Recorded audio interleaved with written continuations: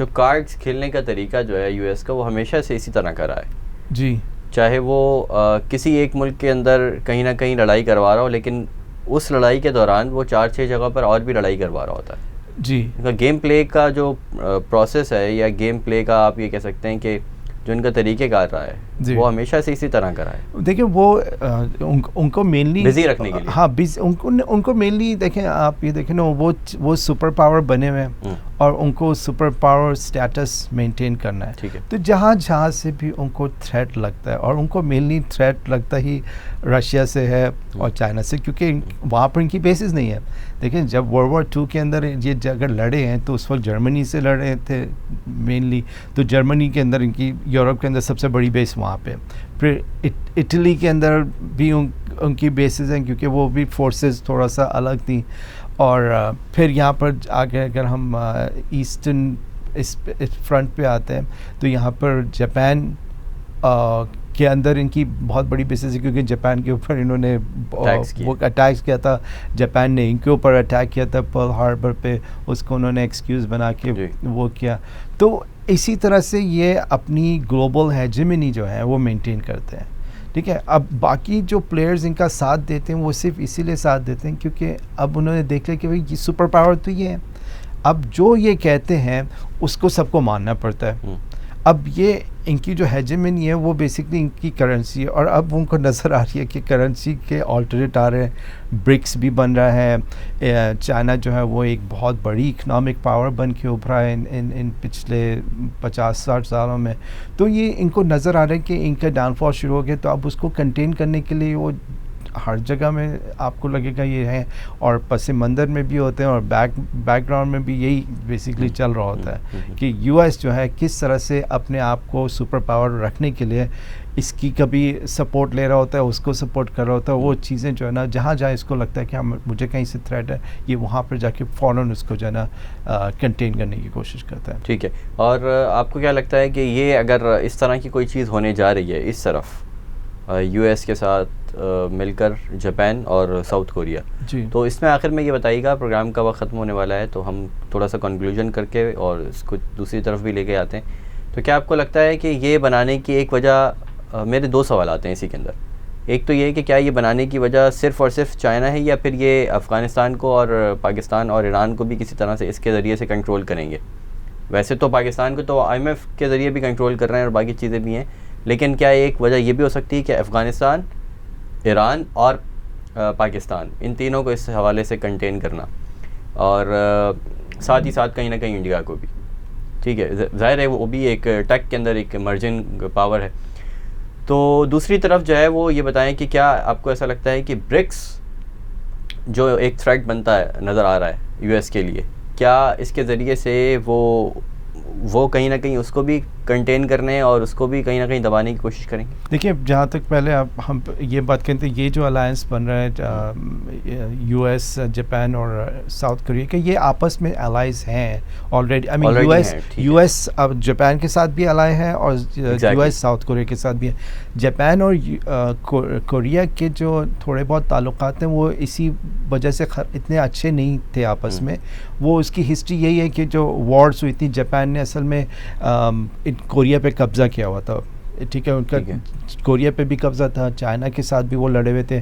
تو وہ جو پرانی آپ کے کہہ لیں ہارڈ فیلنگز ہیں نا وہ ختم نہیں ہے. لیکن اب ساؤتھ کوریا اور کیا کہتے ہیں جاپان میں آپس میں تھوڑا بہت وہ چل رہا ہے. تو یو ایس بیسکلی اس کو بیس بنا کے میڈیٹ کر رہا ہے کہ بھئی ہم تینوں جو ہے نا اب مل کے جو ہے نا اپنا مقابلہ کریں گے. کسی نے ہمیں ہاتھ لگایا, اس کا مطلب ہم سب کو ہاتھ لگایا, وہ ایکسکیوز. لیکن اس سے مجھے نہیں لگتا کہ اس سے افغانستان, ایران اور پاکستان پہ اس کا کوئی اس چیز سے فرق پڑنے والا ہے. پاکستان, افغانستان اور ایران کو کنٹین کرنے کے لیے ان کے پاس دوسرے ٹیکٹکس ہیں اور وہ استعمال کر رہے ہیں. اور جہاں تک دوسرے جو بات آپ نے کی تھی برکس والی, وہ اس سے تو نہیں ہوگی. اس کے لیے یہ لوگ فائنینشلی جو ہے نا آپ دیکھ لیں کہ یو ایس کنٹرول کرتا ہے بیسکلی ابھی گلوبل فائنینس کو.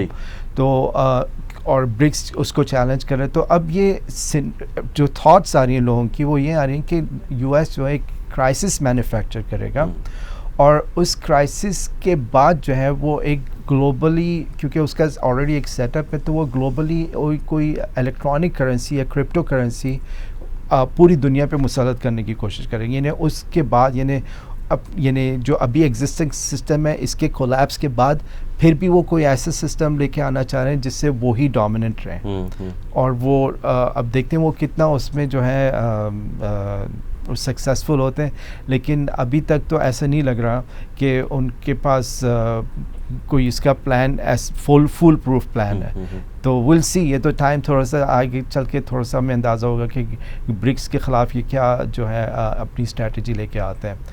لیکن آپ یہ دیکھ لیں کہ گولڈ جو ہے بہت تیزی سے، گولڈ کی آپ دیکھیں گے پرائسز اوپر جائیں گے بہت تیزی سے، اور ڈالر بہت تیزی سے ڈیویلیو ہوگا. اور یہ سب بیسکلی آئیڈیا یہ لگائیں گے کہ یہ ہماری بیڈ پالیسیز کی وجہ سے ہوا تھا، اب ہم دوسری طرح سے چیزیں کریں گے. اور اس وقت یہ کوشش یہ کریں گے کہ الیکٹرانک کرنسی ہو سب کے پاس، پیپر کرنسی کا بھی کانسیپٹ ختم ہو جائے گا.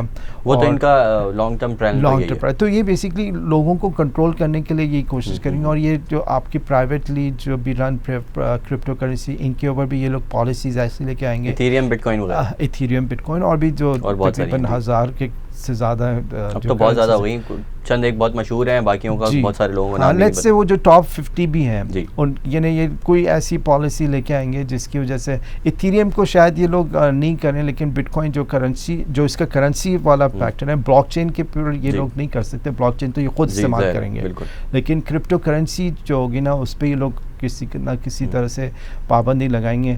لیکن صورتحال بہت ڈفرینٹ ہے، تیزی سے چینج ہو رہی ہے انٹرنیشنلی، افریقہ میں بھی، ساؤتھ امریکہ میں بھی، ایشیا میں بھی. اور ہو بھی سکتا ہے کہ بہت بڑی جنگ چھڑ جائے. آئی مین یہ پاسبلٹی ہے. آئی مین اور کیونکہ پوتن جو ہے وہ بیک ڈاؤن تو نہیں کر رہا ہے، اور اس کو پتہ ہے کہ یہ لوگ موڈ میں نہیں ہے کہ جنگ ہو، لیکن وہ ان کو اتنا پش کرے گا جب حالات ایسے ہو جائیں گے کہ کہیں نہ کہیں سے تو کسی نہ کسی کو گفٹ کرنا پڑے گا. تو کون بلنک کرتا ہے پہلے، وہ پھر ٹائم. اور وہ WW3 تو ہونی ہے at the end of the day. ٹھیک ہے، تو وہ میرا خیال ہے کہیں نہ کہیں ہمیں اگر پزل ہم جوڑنے بیٹھیں، کسی اور پروگرام کے اندر ایک دن کسی کی دن اس کے اوپر پروگرام کر لیں گے کہ at the end of the world, جی جو اینڈ آف ٹائم ہے، اس سے پہلے جو ہے وہ ایک بڑی جنگ تو ہونی ہے جو آخری جنگ ہوگی. تو پزل اگر جوڑنے بیٹھیں تو کہیں نہ کہیں چیزیں وہاں سے نکلتی کھلتی ہوئی نظر آتی ہیں. انشاءاللہ کسی دن اس کے اوپر بھی پروگرام کریں گے.